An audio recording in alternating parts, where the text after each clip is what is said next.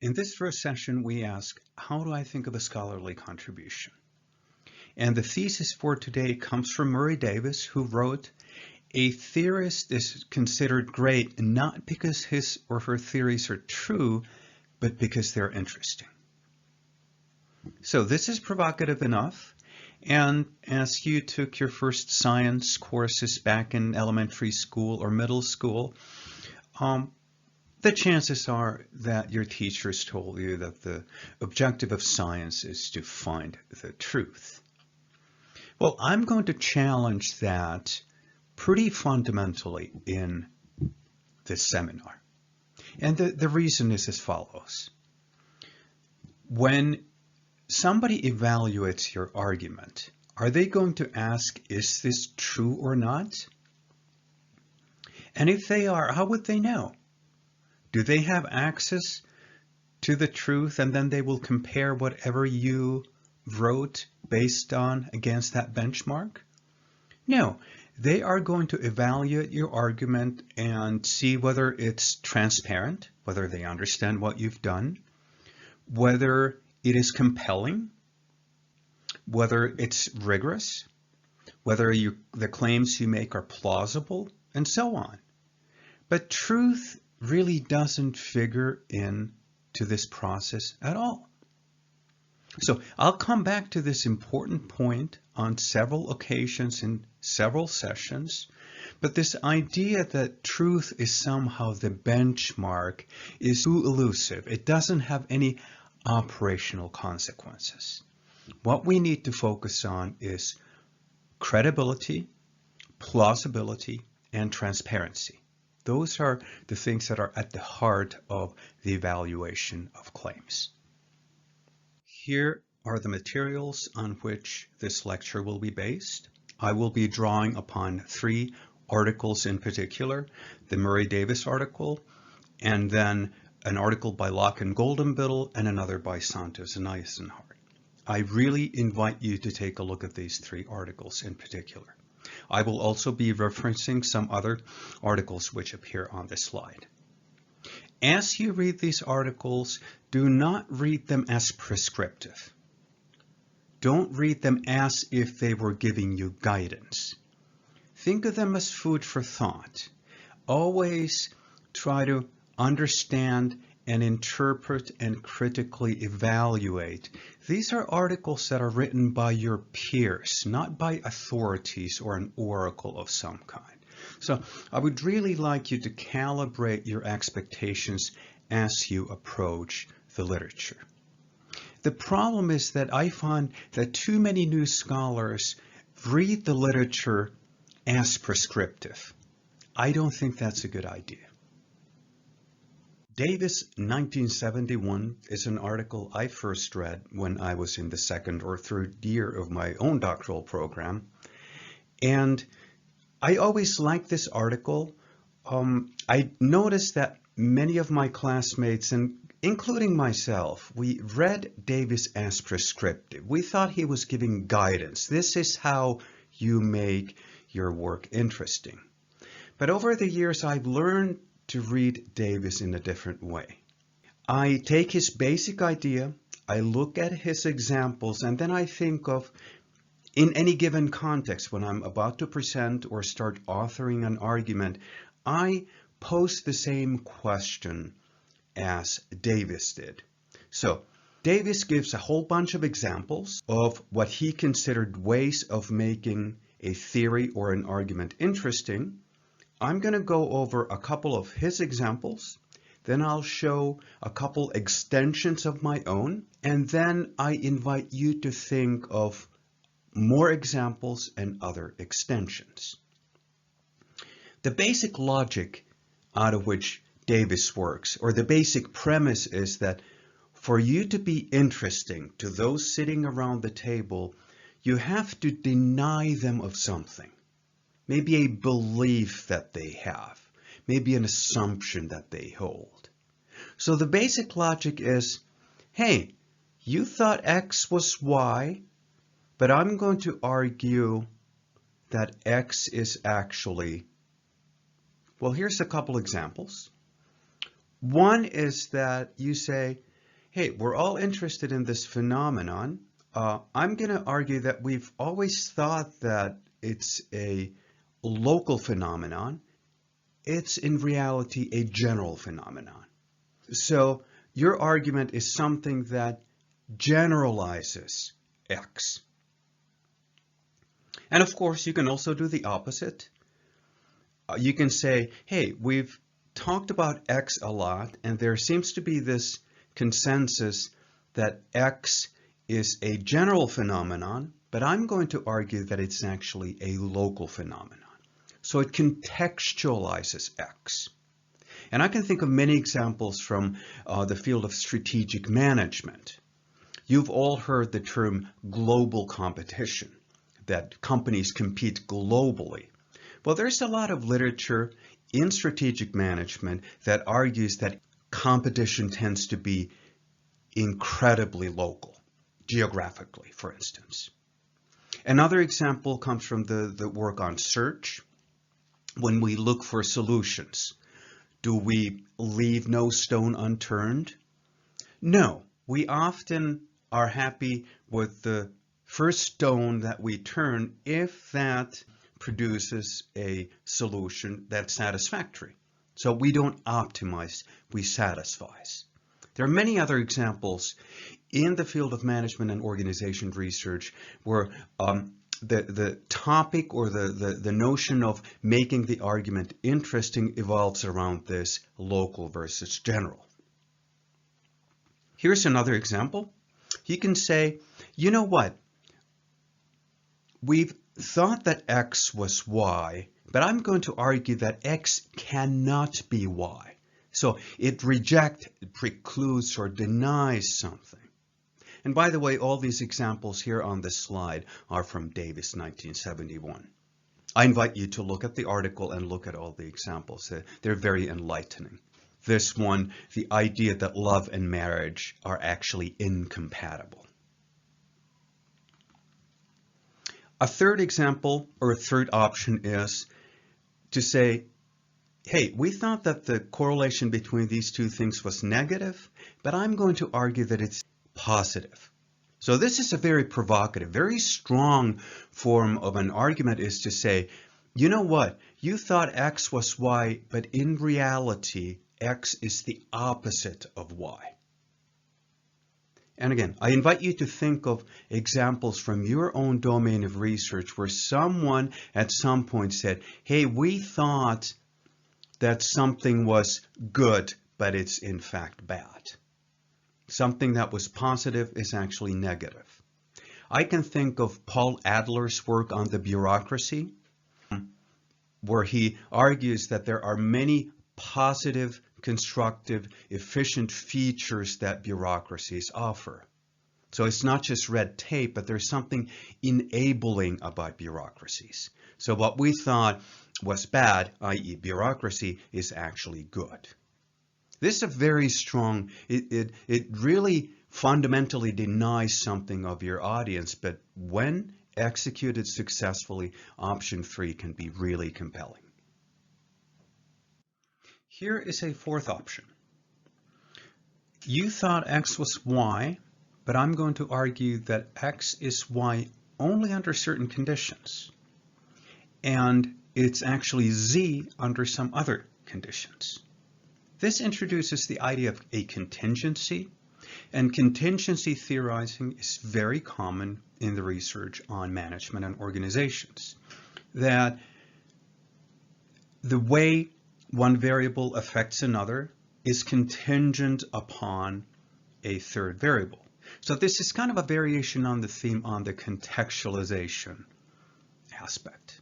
Here's another formulation of the same thing. If we turn Y into a quantitative variable, I might say, hey, you thought X was Y, but I'm going to argue that X is more of Y in one context than in another. And this introduces the idea of interaction variables. So if we want to turn Y into a quantitative measure of intensity or amount or frequency, we can apply option number 5. Here's an example that resonates really strongly with my own thinking in the context of corporate governance. So think of the question, who owns the corporation?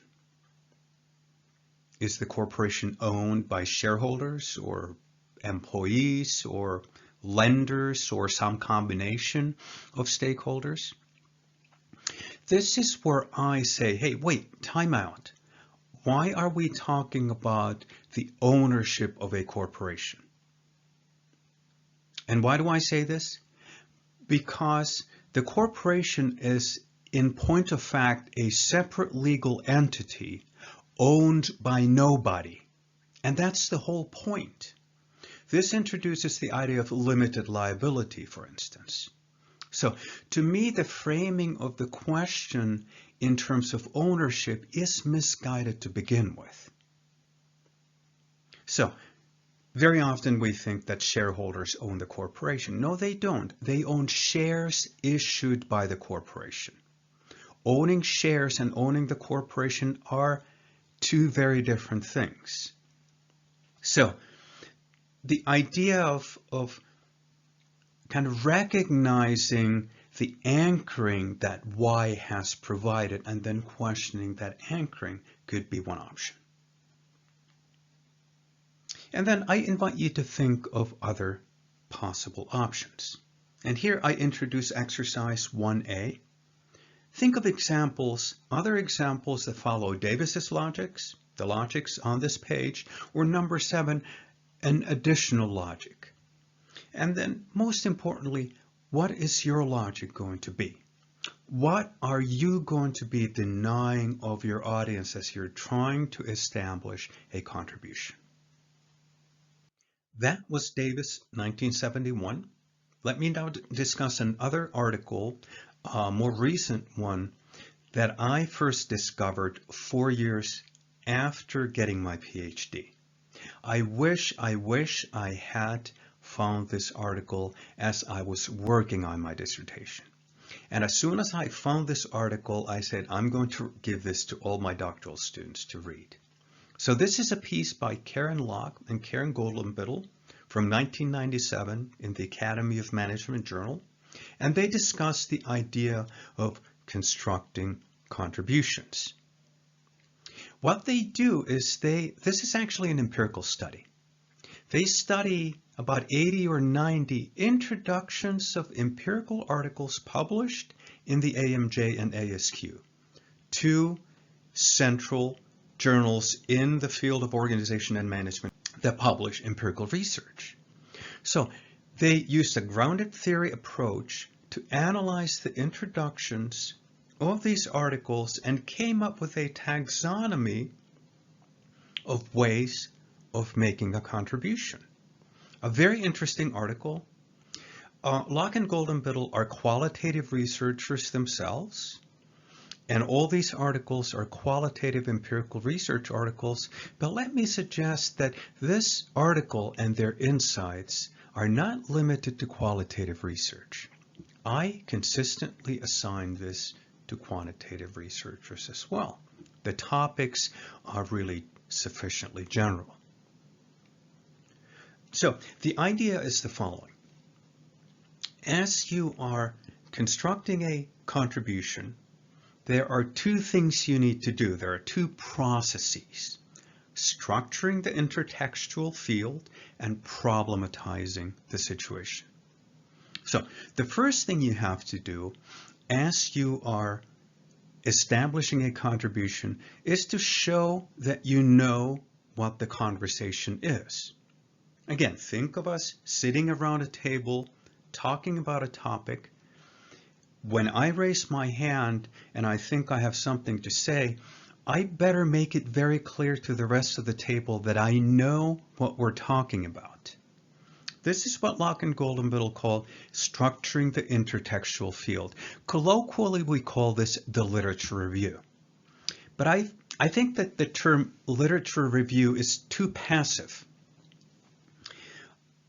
You as an author have a more active role in how to portray the literature, how to structure the intertextual field. And Locke and Golden-Biddle identify three distinct ways of structuring the intertextual field. They call these synthesized coherence, progressive coherence, and non-coherence. I'm not going to go through them here. I invite you to take a look at the article and also take a look at the introductions of the articles that are listed on this slide and see if you can develop an understanding of what these three different strategies are. And then you may think of which of these resonates with my own thinking, and if none of them does, can you think of a fourth way of structuring the intertextual field? Now, the second process, predictably enough, is then as you raise your hand, as you have established to your audience that you know what you're talking about and what the conversation is about, well, what is it that you're going to say? What is your contribution going to be? Are you going to say, you know what, I admire what we've done. There's a lot of knowledge that has been accumulating, but there's something missing. I'm going to add another brick to the wall, if you will. And this would be applying what Locke and Golden-Biddle label the incompleteness strategy. And again, these are strategies. These are matters of choice. You can say, hey, what we've done over the years is impressive, but it's still incomplete. A slightly more provocative way of setting this up is to say, you know what, we've been looking at this topic, we've been doing a lot of research, but not only is it incomplete, there's something inadequate about it. We need a redirection of some kind. We need to incorporate new insights into this. So it's not just a matter of making something incomplete more complete, but it's to address an inadequacy that we have identified, or that I have identified. And then I'm going to show you how to do it. The most provocative strategy is to say, the conversation on this topic is fundamentally misguided. We need not just a redirection, we need to go back to square one. So this is very provocative. And as you can see from the table, not many authors choose this strategy. The incompleteness and inadequacy strategies are more common. They're probably safer. You're not denying your audience as much as you would be with the incommensurability approach. So this gives a little bit more fine-grained way of thinking about contributions and what's interesting. And this also contextualizes the notion of contribution to the context of organization and management research. I strongly recommend that you take a look at this article. I've been using this metaphor of scholars sitting around a table as a way of thinking about theory and theoretical conversations. Let me give you a specific example to make this a little bit more concrete. The topic of organizational boundaries is a really good illustration of this. And there's a wonderful article by Santos and Eisenhardt that looks at the different tables at which the topic of organizational boundaries has been discussed. And they identify 4 distinct tables: the efficiency table, the power table, the competence table, and the identity table. Organizational boundaries are a topic in all these different tables, but they approach the topic in fundamentally different ways. And differences start at the foundational assumptions, ontological assumptions about what the organization is. At the efficiency table, the organization is thought of as a governance mechanism. At the power table, an institution. At the competence table, a bundle of resources. And at the identity table, a social context. Note that these are not pronouncements about organizations out there. The efficiency people are not saying organizations are governance mechanisms. What they're saying is At this table, we are going to talk about the organization as if it were a governance mechanism. So it's really an analogical way of thinking. And in 2017, Saku Mantere, Jupp Cornelissen, and I wrote an article in the AMR where we looked at the analogical foundations of organizational theories. So if you'd like to look more into this idea of analogical foundations in theories of management and organization, I recommend that you take a look at the article. And this notion that these tables are intellectually local. These 4 different tables are fundamentally different. You will hear the participants at different tables use very different terminology to talk about organizational boundaries, to theorize organizational boundaries, and even to the point of what constitutes an organizational boundary is preconditioned by the basic premises. And as you can see from the rest of this table, different tables ascribe different objectives to the organization. They have different units of analysis. So these are really intellectually distinct tables. And if I think of scholars who participate in these conversations, most of them sit at just one table. I know a couple people who sit at maybe 2 of these tables. I don't know of a single scholar who sits at 3 or 4 of these tables.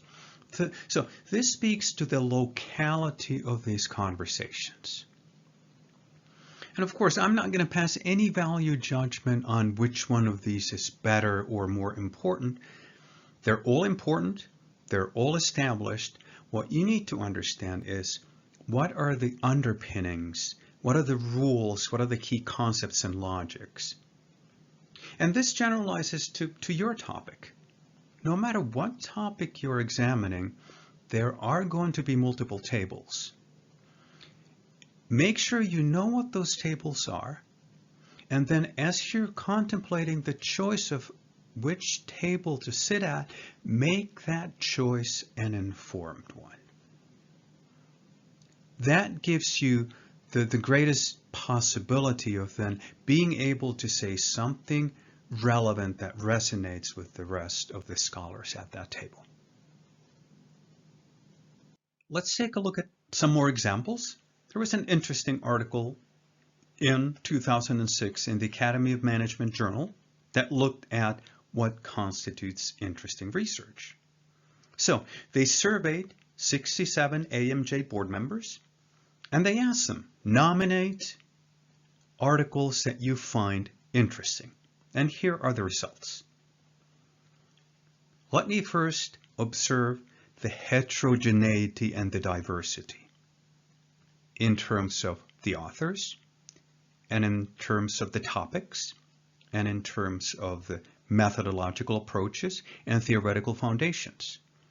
I have read most of these articles, and I can confirm that they use very different approaches, theoretical approaches, empirical approaches. They ask very different kinds of questions.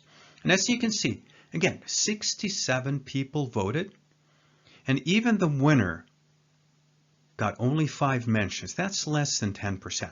So I think this says something essential about how diverse the interests are in our field.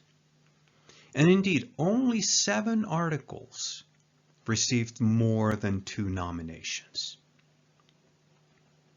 So this means that I think this is a reflection of the fact that we have so many tables, so many different ways of looking at the same topics, that what emerges is a really highly fragmented scholarly field.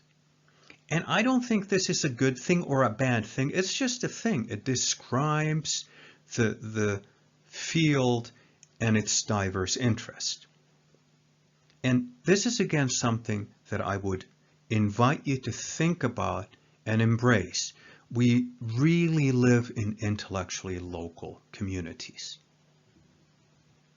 Let me take a look at the winner.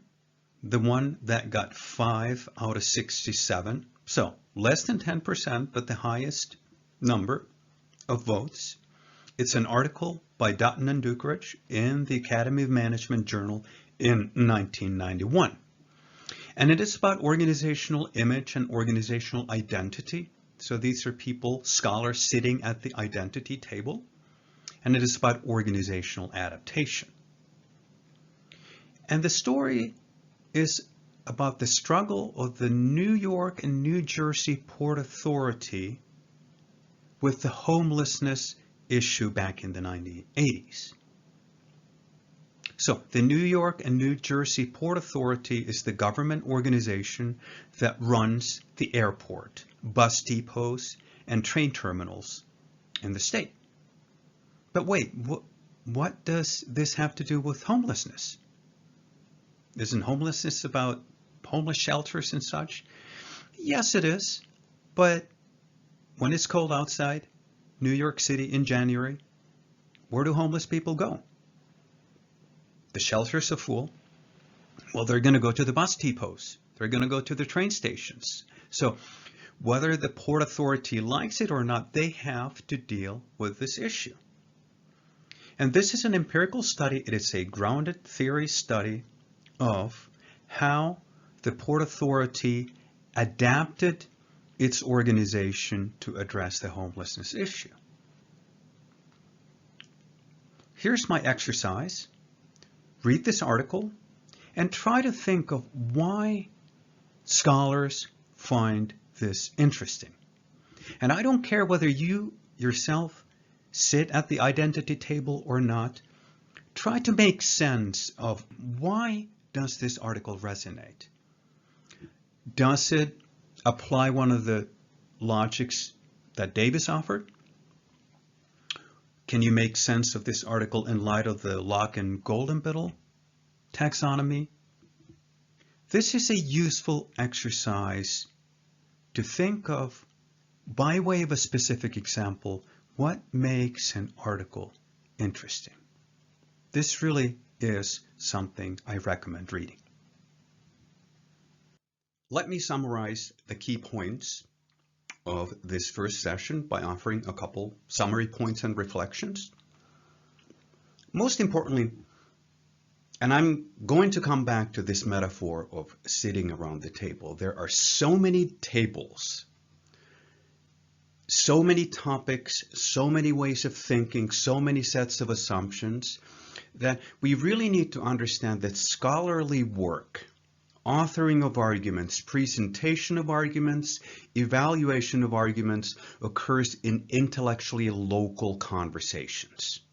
So your task is to make sure you understand what the tables in your field of research are, and then make an informed choice as you decide to sit down and join the conversation.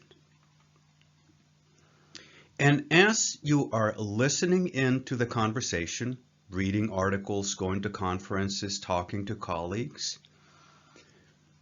as you start formulating your own arguments, and when you decide to raise your hand, when you have something to say, make sure that you have something to say that your audience has not heard before.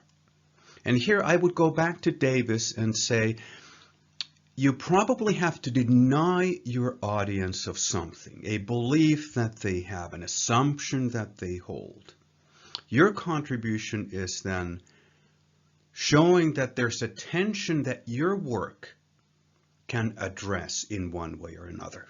And this is where the Locke and Golden-Biddle article can be useful. As you think of, well, how do I make my contribution to the conversation? Remember, if you sit down and every time you say something, you just say, oh, yes, I agree with what was just being said. Oh, yes, I agree with that. So you just signal agreement. Well, you're not contributing anything. People are just going to find you simply irrelevant. They're going to ignore you. But the opposite is true as well. If you disagree with everything, if you question everything, you will probably be ignored as well. Those around the table will find you maybe even absurd, arrogant. Why are you questioning everything that is said in the conversation?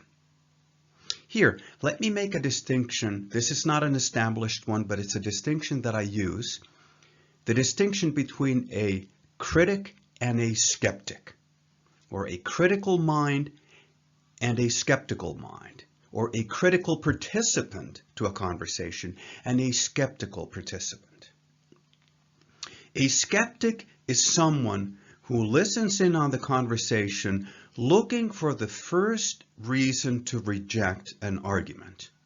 And as soon as they find it, they raise their hand and say, oh, there's an error, there's a logical inconsistency there. So skeptics look for the first reason to reject. A critic, as they're listening in on the conversation, they're looking for good reasons to believe. They're not looking for the first instance to reject. They're looking patiently. They're listening in on the conversation. They listen to the whole thing, and then they start evaluating. But what they don't do is reject an argument as soon as they find the first flaw. Every argument has flaws, which means that the skeptic can effortlessly reject any argument. Well, what do you think? If the table is filled with skeptics, do you think that conversation is going to advance? I'm not sure. Probably not. Here's another question. Would you like those who review your work, your dissertation committee members, peer reviewers, and editors, would you like them to be skeptics? That when they read your text, they will just prosecute the heck out of every sentence, looking for the first reason to reject. I'm going to go on the limb and guess that this is not what you would prefer. Well then, turn the camera on yourself and ask, will I be a critical mind or a skeptical mind? For the record, I don't think we need any skeptics in this field or in these conversations, but we need critical minds. Those who look for good reasons to believe. And then if they don't find them, then you remain agnostic or you may reject the argument. But this is, I think, how conversations can actually exhibit progress. And the Locke and Golden-Biddle and Davis articles, I think they both echo the same sentiment, that you have to be strategic about your arguments. As you get to know the table, as you read the literature, you'll start thinking of, what could I plausibly deny of my audience so that I make a big enough a splash, but not too big of a splash. And this is a matter of strategic choice. And I think this is best illustrated by the second process in Locke and Golden-Biddle, incommensurate, the kind of the strongest form of rejection and denial, and then the milder ones of inadequate and incomplete. So I think that that dimension of the taxonomy gives us ways of thinking about how strong should I be in my denials of a belief that the audience has. This concludes session 1 on contributions.